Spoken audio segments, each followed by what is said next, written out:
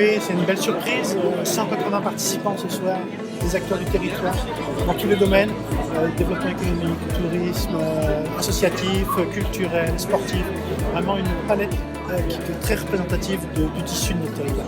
Les acteurs du territoire ont vraiment la volonté de construire ensemble notre destination 2030. Ce que je perçois, et là j'ai discuté, c'est pareil, j'ai débriefé avec quelques acteurs.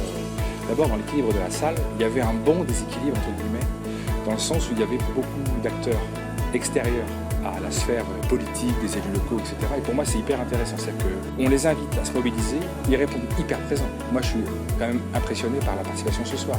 On a presque 200 personnes, enfin, ça raconte quelque chose de puissant. Moi, je pense que derrière ça, on va prendre le temps de digérer le contenu, mais il y a quand même un besoin de faire se rencontrer la sphère des décideurs de ce territoire et la sphère des faiseurs aussi. Parce qu'on est tous des faiseurs. Qu'on soit élu local, qu'on soit président d'une association, qu'on soit patron d'entreprise, qu'on soit porteur de projet, qu'on soit étudiant, on est tous un acteur du territoire. Et je pense que ça, pour moi, la première grande révolution que j'espère, grâce au projet de territoire, c'est cette première transformation. Nous sommes tous des acteurs de ce territoire-là, et donc on a chacun sa place à prendre en confiance, en interrelation, etc.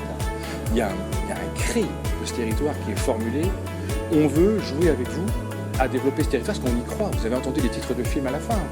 Il y a de l'espoir, à chaque fois il y a de l'espoir. Le territoire de la région de Château-Thierry, qui n'est pas un territoire qui s'effondre du tout, parce que c'est un territoire en développement, qui est en dynamique, c'est comment il compte davantage sur les coopérations, sur l'entraide. Regardez ce cri qui a été donné ce soir encore sur le besoin de convivialité, de rencontre, de sécurité vis-à-vis de son voisin, de l'autre que je ne connais pas, etc. Tout ça, ça interroge autant une politique culturelle qu'une politique éducative, que la façon d'aménager l'espace public, que la façon de faire territoire tous ensemble, de porter des projets ensemble, etc. Donc je pense que la grande mutation, le projet de territoire, on l'aura réussi déjà, parce que ça s'est révélé, et ça doit s'enclencher maintenant, on doit passer à la vitesse supérieure. Ce qui marque, c'est que les habitants du sud de l'Aisne sont en quête d'une identité forte de notre territoire. Donc ça, c'est quelque chose qui est prégnant sur les retours que l'on a. Et puis le deuxième point, c'est vraiment la mobilisation et la volonté de vouloir participer à la vie de notre territoire demain.